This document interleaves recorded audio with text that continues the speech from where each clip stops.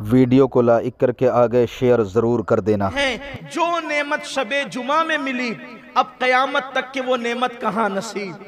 تو اب یہ میں نے اتنی تمہید لمبی اس لیے باندھی، اس سے پہلے بھی میں بیان کر چکا ہوں، لیکن اس لیے باندھا۔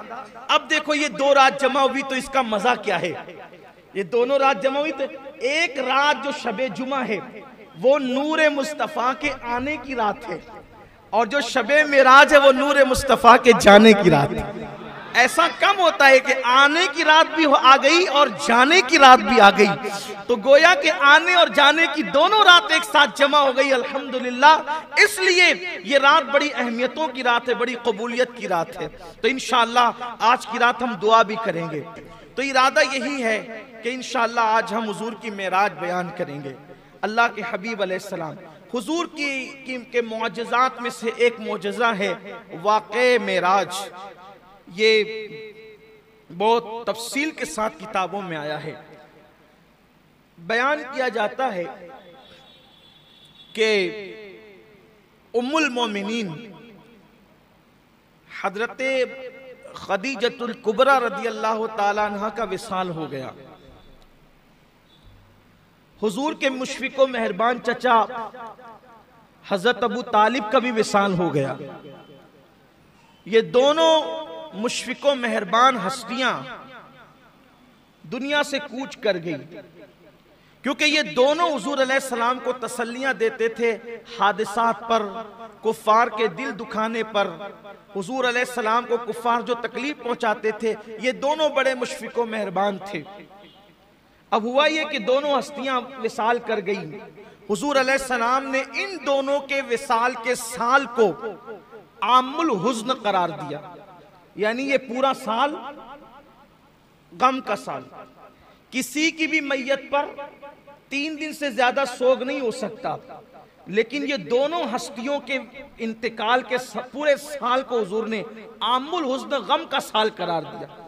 جس نبی کے صدقے میں خوشیوں کی خیرات کائنات کو نصیب ہوتی ہے، آخر یہ دونوں حضور کے لیے کتنے اہم رہے ہوں گے، دونوں حضور کے لیے کتنے قیمتی رہے ہوں گے کہ اللہ کے رسول علیہ السلام نے دونوں کے وصال کے سال کو غم اور عام الحزن کا سال قرار دیا۔ بہرحال اب جب اماں خدیجہ بھی وصال فرما گئی اور حضرت ابو طالب جو کہ مکہ المکرمہ کے سردار تھے، کعبے کے متولی تھے، اور ان کی موجودگی میں کفار ناہنجار حضور علیہ السلام کو بہت زیادہ کھل کر کے اذیت اور تکلیف دینے کی ہمت نہیں کرتے تھے، یا اگر وہ دیتے بھی تھے اذیت اور تکلیف تو جناب ابو طالب بیچ میں رکاوٹ بن جاتے تھے، آڑ بننے کی کوشش کرتے تھے اور تسلیاں بھی دیتے تھے۔ لیکن اب ان کی ایذا رسانیاں اور بڑھی اور اب وہ بے لگام ہوئے، اب ان کے لیے کوئی رکاوٹ نہ رہی، تو حضور اکرم صلی اللہ علیہ وآلہ وسلم کو انہوں نے تکلیف اور اذیت زیادہ کر دی۔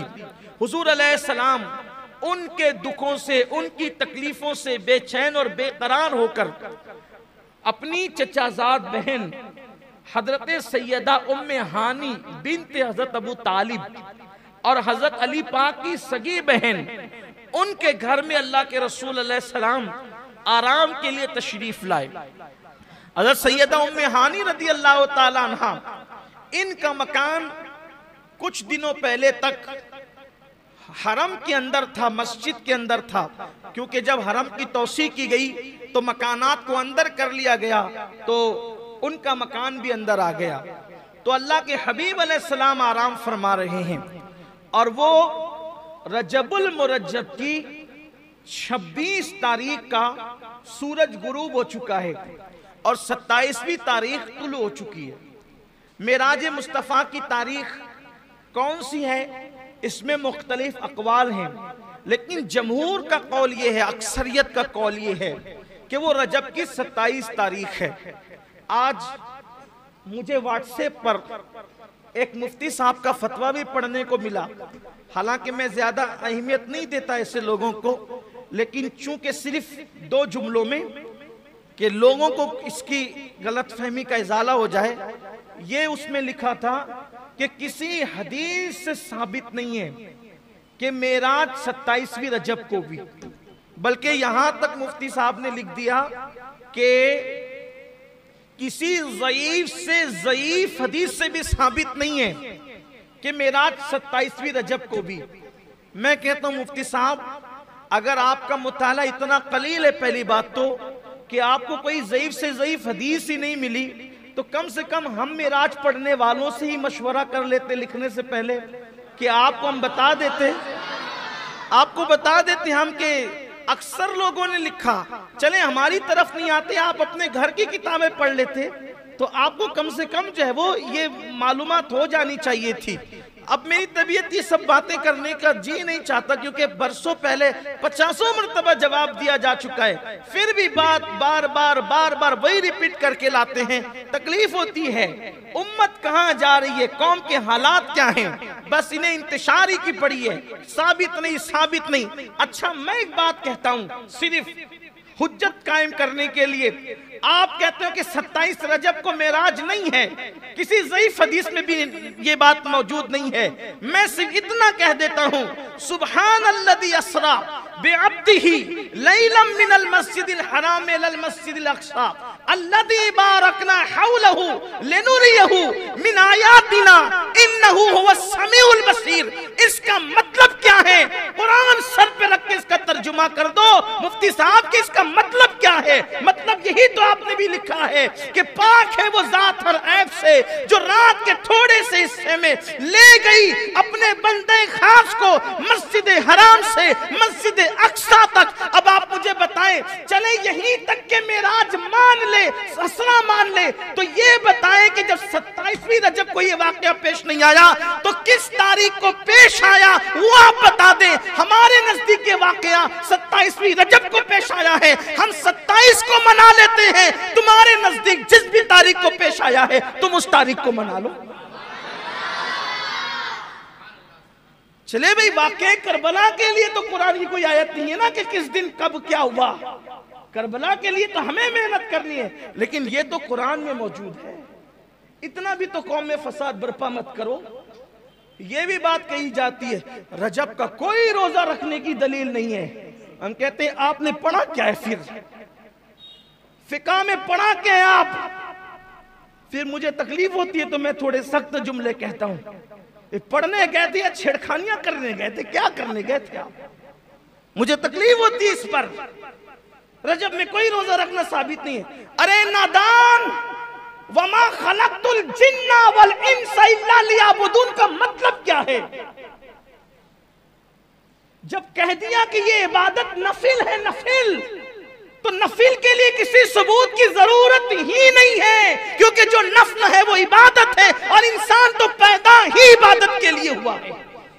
جس دن چاہو روزہ رکھ لو, جس دن چاہے عبادت کر لو, جس دن چاہے نوافل پڑھ لو, اس کے لیے ثبوت کی کیا ضرورت ہے؟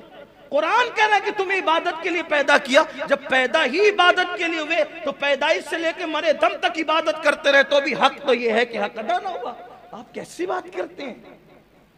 پڑھے لکھے ہو ذرا اچھے سے رہو ورنہ پھر ہمیں اپنی پرانی روش پہ آنے پہ مجبور مت کرو.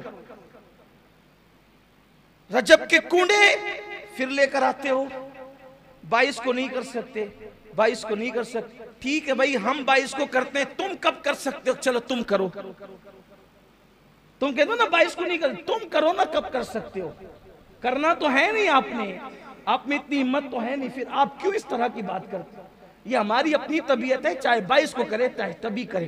کہتے نہیں وہ ذرا وہ کرتے ہیں تو ان کے یہاں فاتحہ نہیں ہوتی, ہمارے یہاں فاتحہ ہوتی ہے. ان کے یہاں صحابہ کو گالیاں دیا جاتا ہے, ہمارے یہاں فاتحہ میں اہل بیت کے نام کے ساتھ صحابہ کے نام بھی پڑھے جاتے ہیں. اس لیے اس طرح کی بات نہ کرو, جو کرتا ہے کرنے دو, کیوں لڑائی جھگڑے کی بات کرو. پوری امت کورونا کی مہاماری میں پڑی ہوئی ہے, انہیں یہی پڑی ہوئی ہے.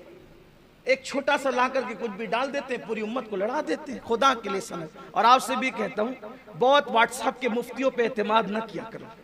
تھوڑا ذرا اپنے بزرگوں کو بھی دیکھو, تھوڑا سا ذرا مضبوط بنو. تھوڑے سے میں آپ جو ہے وہ ڈھیلے ڈھالے ہو جاتے ہو.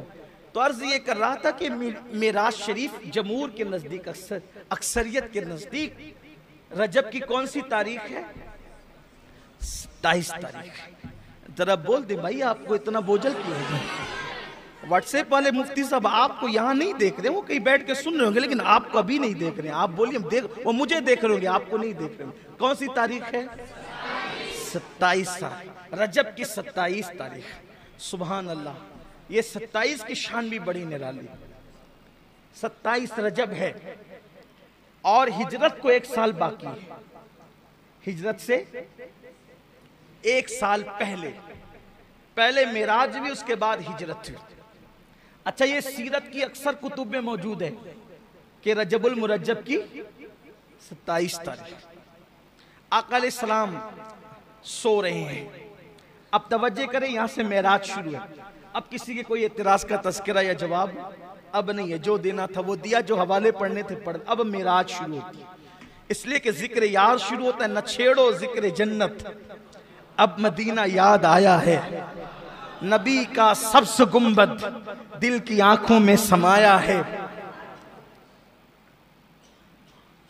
حضور پر نور شافعی یوم النشور صلی اللہ علیہ وآلہ وسلم سر سے پیر تک چادر اوڑھے.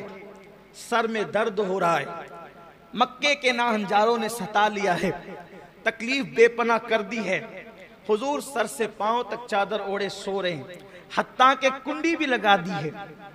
ہائے ہائے، انداز دیکھیں، کنڈی بھی، دروازے کی کنڈی بھی بند کر دی ہے. ایسے میں قدرت کی طرف سے فرمان جاری ہوتا ہے، جبریل